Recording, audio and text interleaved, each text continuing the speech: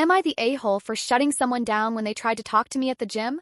So, for context, I 32F don't talk to anyone at my gym outside of saying hi and bye to the people who work there, and having polite etiquette when asking someone if they're using something / saying thank you when they're done.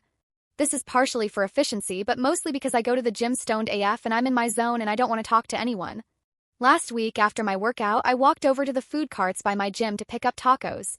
While I was there, some guy in their 40s maybe stopped me and said he went to the same gym. I had never noticed him before, but he insisted on walking with me and was talking to me. I was kind of annoyed. Just because you see me on the street with my headphones out doesn't mean it's an invitation to talk to me. I made small talk and tried to be polite. Got out as quick as I could. So the other day, when I'm at the gym foam rolling out with my headphones in, this guy just beelines to me while I'm trying to avoid eye contact and squats down next to me to say hi and give me a fist bump. I give him a quick heads up, acknowledge him, but ignore the fist bump. Avoid eye contact the rest of the time I'm there. And then today, this guy comes into the gym and sees me. I immediately avoid eye contact and he doesn't come up to me, so I think he gets the picture.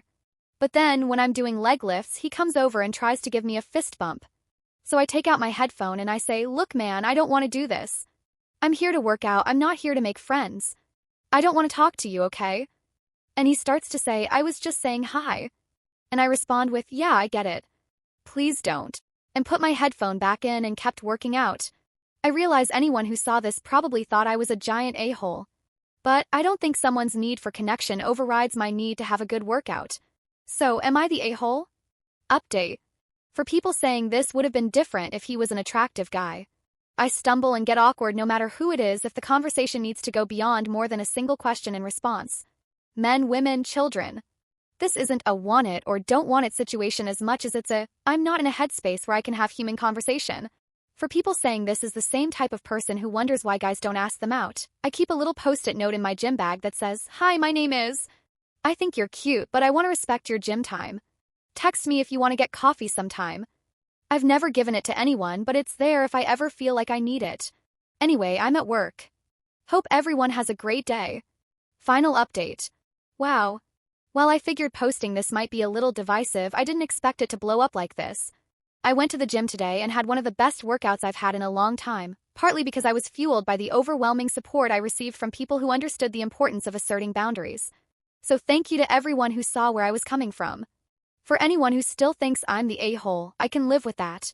But before I go, I want to share something that happened to me a couple of months ago. Maybe it'll give you something to chew on. I was at the same gym in the middle of isolated bicep curls.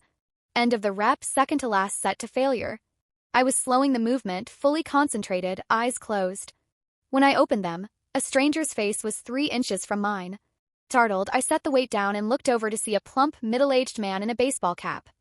I took out one of my headphones, still in shock, and all I could say was, "What the fuck?" He then grabbed my arms and forced them back onto the machine's handles, saying, "One more." I pulled away and snapped, "Who the fuck do you think you are?" His face fell as he muttered, "I was just admiring your work."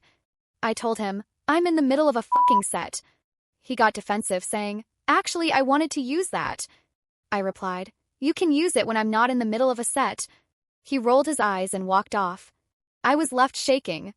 As I started to put my headphone back in, another man approached and waved. I took it back out and he said, "You really shouldn't have to put up with that." I smiled and said thanks. He walked away. I got back to my set. Now here's what I'll say, baseball cap guy was way more out of line than the guy who approached me at the food carts, even by the 3rd time when I finally snapped at him. I reported that incident to the gym manager. They took it seriously, walked through the whole event with me, and I gave the best description I could. I haven't seen that man since. Whether he was banned or just stopped showing up, I don't know. As for the guy from the food carts, he hasn't approached me again. We've been in the same space at the gym a couple times, but I'm very good at pretending people don't exist during workouts. I appreciate that he respected my boundaries. I see no reason to report him. But here's what I want to leave you with. The man who approached me right after that first incident, the one who said I shouldn't have to put up with it, why did he say that to me instead of to him? Why is it easier to comfort a woman in distress than it is to call out the man who caused it? I do think he meant well. I appreciated it in the moment. But I still have to ask. When given the choice between verbally comforting a woman and actually intervening, why do so many men choose comfort over protection? Why is it harder to confront predatory behavior than it is to empathize with its aftermath? That's all I have to say. This will be my final update.